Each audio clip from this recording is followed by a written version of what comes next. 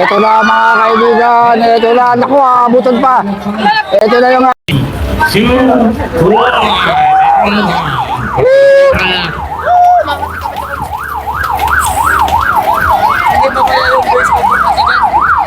Okay, so flag down to mga kaibigan, road back na tayo.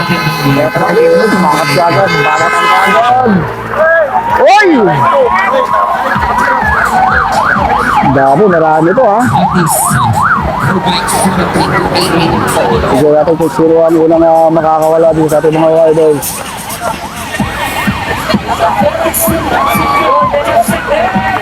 Okay, first lap.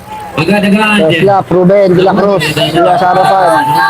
Magari mga RCC Reptiles, DJ Perez, andito rin pala. So, nabayak agad dito ng ating peloton. Marami nang naiwan dito sa likod ha.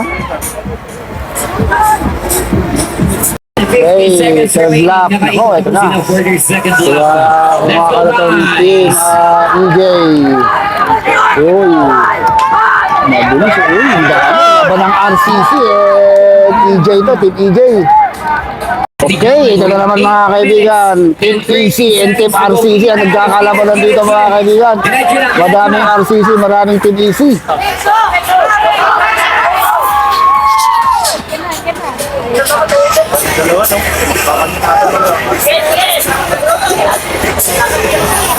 So ito natin mga last group. May mga last group na tayo nailan dito mga kaibigan. Bumabay si Idol ha. Guys, may nakapagkawin daw ba kanina? May mga aksidente kanina doon. Kung hindi po sa inyo yung shades na gold, ating riding tent.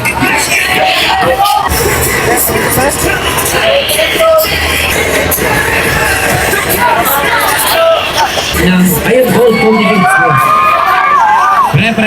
Meron po ba tayong representative ng Team Lagzona? Pangat na sa kanan. Talaga nagpapakala sa itong ating breakaway ha. DJ Perez. Guys, wala ba tayong representative ng Second group. Dami pa rin no. Talagang buo pa rin itong ating mga breakaway. Pangat na sa kanan ito dito. Pakala sa talaga mga kaibigan. EC versus sa RCC Reptiles. Sumisibasib ha. Okay. Last two. Last two laps. Ang dami ng RCC RCC and Team Elite Choice. Okay, second group natin. Medyo malayo-layo na ito sa ating breakaway.